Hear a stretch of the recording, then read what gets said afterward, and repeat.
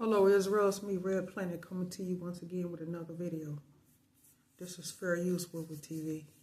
We're going to listen to and talk about the Watchers and the fallen angels. And we know that when they fell, that they were cursed and was never able to return back to heaven. And we know that the Creator made them, called them evil spirits because of what they did. They knew the consequences, Israel, but they didn't care. They didn't care what the consequences was going to turn out to be because they didn't think that the Creator was not going to let them still come back to heaven, even though they corrupted the earth. Keep in mind, those were Cain seeds, so they was already evil. Let's get into the video, Israel. Welcome back, everyone. Now, I talk about the Watchers quite often on this channel, and in 2026, I think one of the most important questions we can ask is, why does their story still matter today? The idea that ancient forces still influencing modern civilization, and I know for most people, it is not that hard to understand, especially when you start connecting ancient records to modern technological leaps. The pattern becomes harder to ignore. This is a story about forbidden knowledge versus natural human development.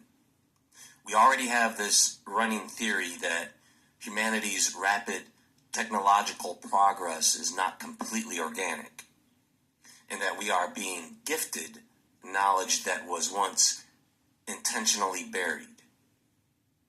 In Enoch, the Watchers are described as heavenly entities who descended to earth and directly interfered with human affairs, instead of just watching or guiding.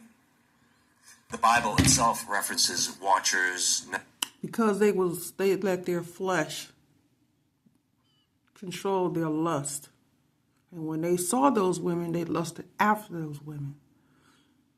Keep in mind, those women and men and kids were already corrupted because they were Cain seeds. So they was already in doing wickedness. That didn't stop the Watchers or the fallen angels for lusting after them. Instead of saying, no, this is not good, this is not what the Creator wants, we only here to observe and watch, they failed because they wanted those women so bad. And some of them, I'm sure, were married, had husbands. But they enticed those women to lay with them. And that's how they had those giants. Let's continue.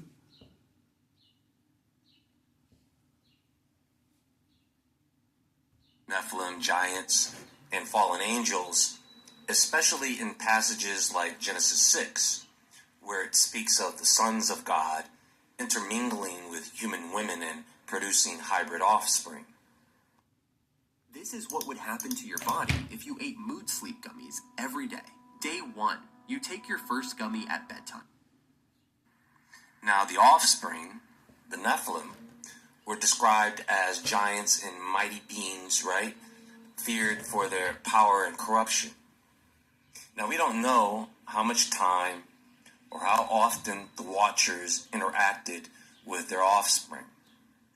But we do know the Watchers were around long enough to teach forbidden knowledge before they were bound and imprisoned, including advanced metallurgy, weapon creation, astronomy. Just astronomy alone.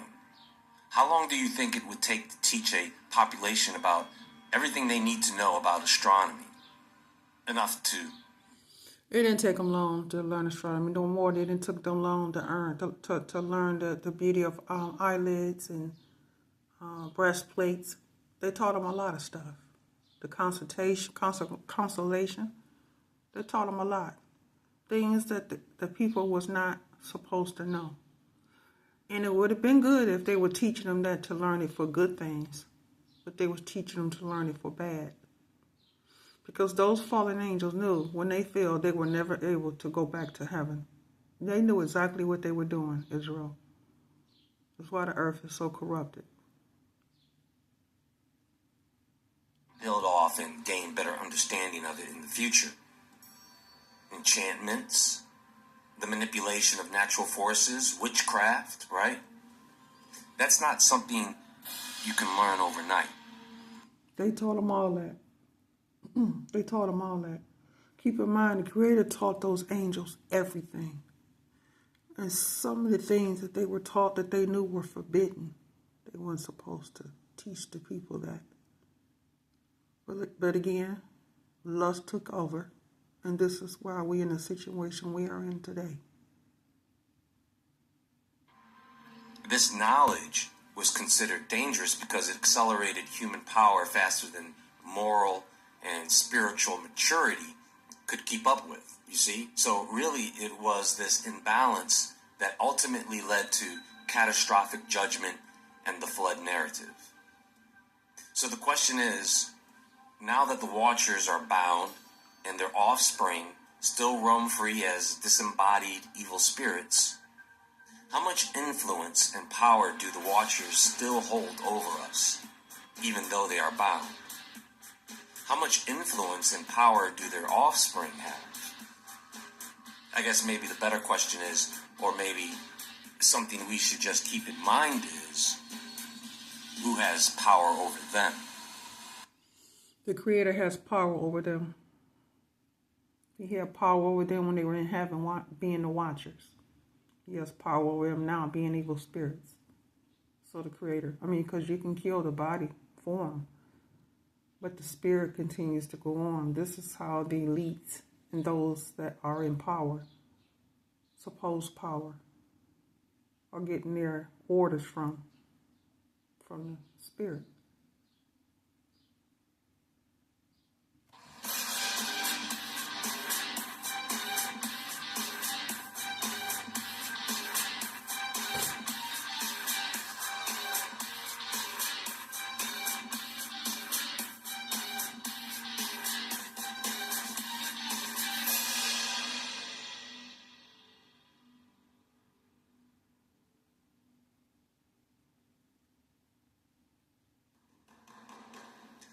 Influence is anything that shapes your thoughts, emotions, or behavior by something that is external, something that is observable, that can affect you psychologically. It shows up in everyday life more than people realize through things like social pressure and media messaging. There are cultural expectations too. In some instances, there is emotional manipulation, persuasion. We have authority figures, past experiences. Most of the time, influence works through a mix of conscious and subconscious, which is why you can usually trace where it came from if you slow down and really think about it. It might look like a commercial that suddenly makes you want something you didn't care about 5 minutes ago, right? I'm sure many of you have friends that gradually shape how you see certain issues. Maybe you hear a powerful speaker motivating a crowd. Fear-driven news stories change how people behave, right? Or the simple desire for social approval guides people's decisions. And so what we're talking about is this type of influence works through belief and emotion. It works through repetition and your perception, which is why it's effective. At the same time, it's often something you can see and observe. It is visible and explainable, which means it can be recognized, right? And resisted by just using critical thinking. You just have to be self-aware enough to catch yourself and pause and question why you feel or think a certain way. I wanted the word cuppa, as in cup of tea, I thought would be great to mix with hug. When I saw the domain was available. Now, spiritual influence works on a deeper, more...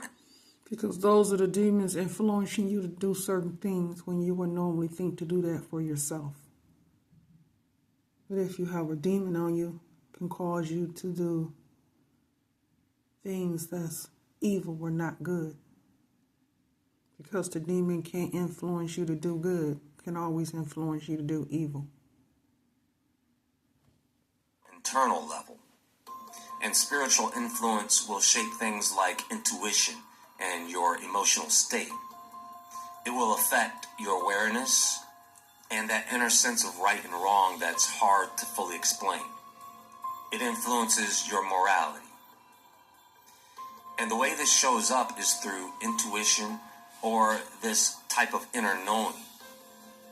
This type of influence is present in someone's emotions, how sensitive to certain energies they are, gut feelings. There is a sense of alignment or resistance you sometimes feel without knowing why. Spiritual influence works through subtlety. It works in between emotional shifts or energetic responses. So that influence taps deep into the subconscious. Spiritual influence is like suddenly being uneasy around someone for no logical reason, or feeling strongly drawn to certain people or certain places. You'll be attracted to certain ideas, or having moments of sudden clarity that seem to come out of nowhere.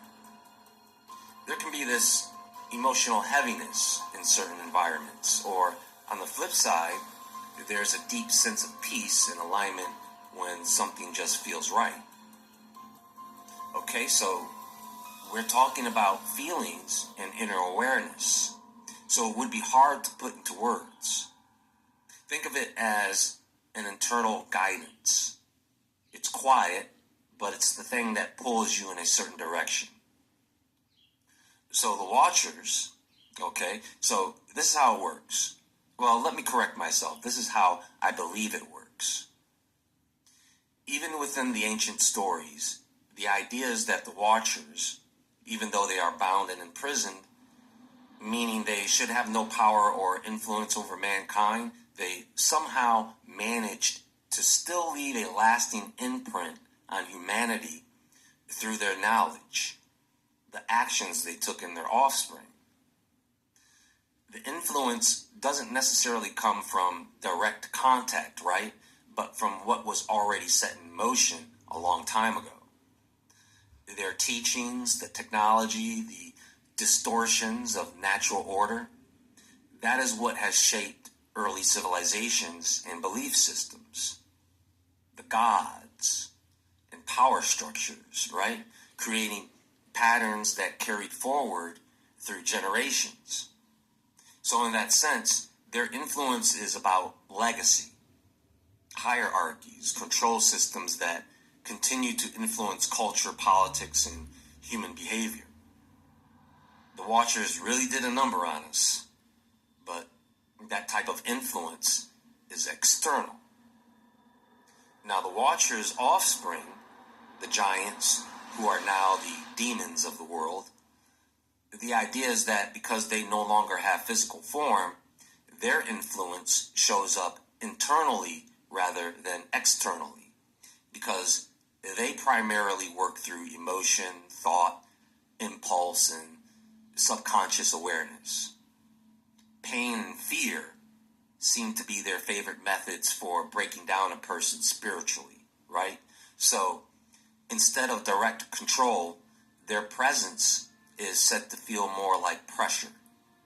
There's temptation, right? What goes on in your head becomes distorted, and with all that emotional weight, it pushes human behavior in certain directions. We're talking about intrusive thoughts, irrational fear, cravings, destructive impulses, inner conflict. You see, so rather than forcing actions, this influence works quietly and can slowly pull a person away from clarity and self-control. And you only really get to the point of possession once you are broken down so much that you give up and give yourself over to the thing that has been trying to get into your head and possess your body in the end. Media, symbol. This is why you have to have strong willpower to resist it and not let it control what you do, think, and say. This is real. because the people wasn't thinking this way when they were doing lustful things, evil things, when the Watchers was showing them different things of what they knew. Only our generation, I'm sure. Now we can resist evil through prayer, meditation, so we don't let wickedness come into our minds and to entice us to do it. Symbolism, occult imagery. There are hidden references that appear consistently in movies, television, music videos, advertising. There's predictive programming so that the public is conditioned to accept abnormal things as normal. Entertainment normalizes ideas that once felt disturbing, right? You hear people talk about that all the time. Sci-fi often acts as preparation narratives these days. Stories of artificial intelligence, genetic engineering, human-machine integration.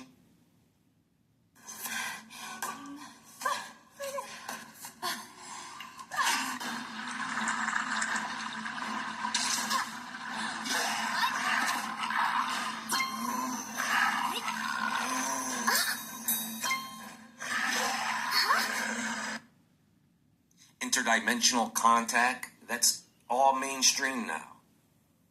Over time, narratives shape expectations, and people try and get ready for changes. Scientific and technological breakthroughs now occur much faster than historical patterns. We've had sudden leaps in quantum physics, artificial intelligence, genetics, computing.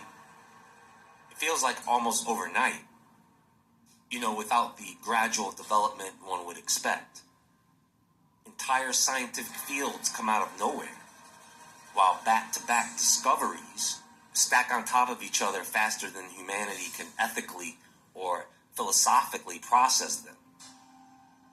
And so when you have the intelligence explosion of AI and the rapid advancement of genetic engineering, who can help but to ask if modern science is uncovering knowledge that was once lost or forbidden?